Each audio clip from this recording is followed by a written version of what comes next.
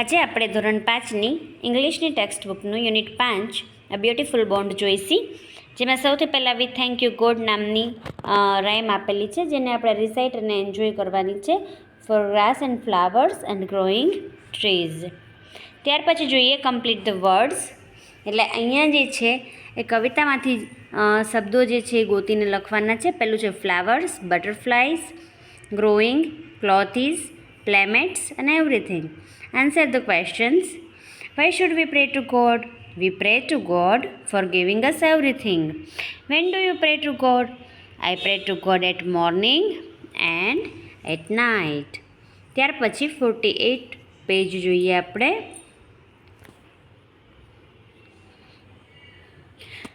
અહીંયા જે છે સિંગિંગ અને રિંગિંગ આ બે શબ્દનો યુઝ કરીને પોયમ બનાવવાની છે.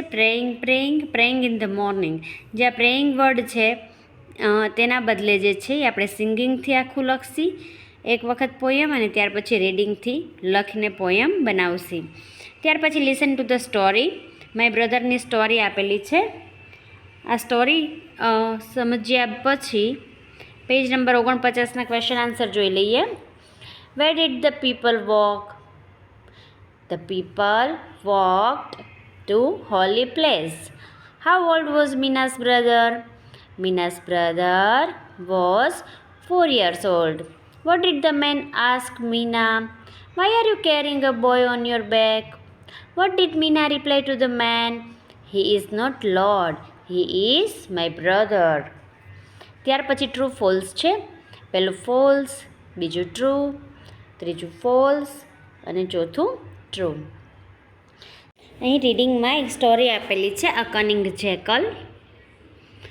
સ્ટોરી રીડ કરવાની છે. ત્યાર પછી ડુ એઝ ડાયરેક્ટેડ આપેલું છે.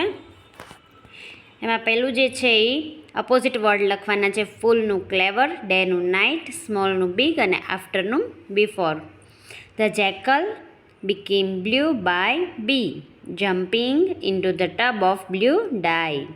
Give another suitable title to the above story. The foolish jackal.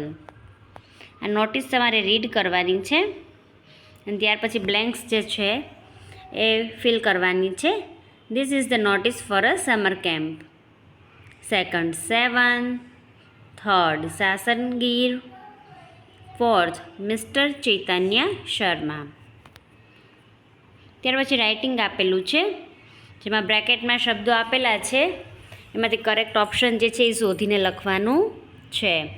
પહેલાંનો જવાબ છે શ્રાવણ, બીજાનો જવાબ છે tie, third protect, fourth gift and fifth happiness and લવ.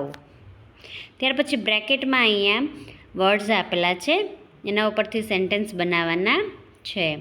ત્યાર પછી લેંગ્વેજ ફંક્શન છે. Join the following sentence with the help of words given in the bracket. Raman sings a song. Rita sings a song. તેનો answer આવે Raman and Rita sings a song. બીજું છે he is old, he walks fast. He is old but he walks fast. આવી રીતે જે છે એ પૂરા કરવાના છે. ત્યાર પછી એક્ઝામ્પલ આપેલા છે, એને સ્ટડી કરવાની છે. બીકોઝ સો, બીકોઝ અને ધેરફોરના. ત્યાર પછી મેચ એ વિથ બી. ને જોડકું આપેલું છે, જેના આન્સર આ પ્રમાણે છે CAEDD. બ્રેકેટમાંથી જોઈને બ્લેન્ક જે છે તેને ફિલ કરવાની છે. પહેલાંનો આન્સર છે because, second so, third therefore, fourth because, fifth so, sixth therefore. ત્યાર પછી વોકેબલરી આપેલી છે. બ્રેકેટ આપેલા છે, એમાંથી જોઈને તમારે બ્લેન્ક ફિલ કરવાની છે. Holi, slowly, load, understand, climb. ત્યાર પછી અહીંયા લેટર આપેલા છે. એ લેટર જોઈને તમારે શબ્દો બનાવવાના છે. એમથી શરૂ થતા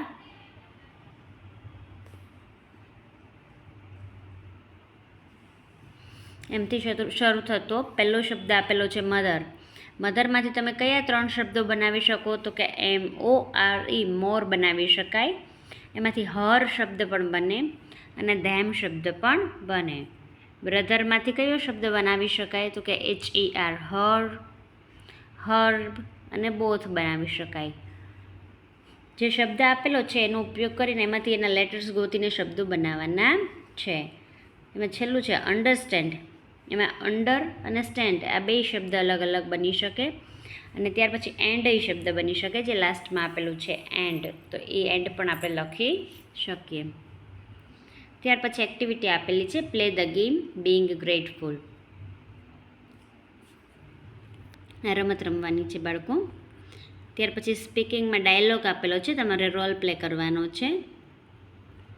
make a rakhi, less the material to make it.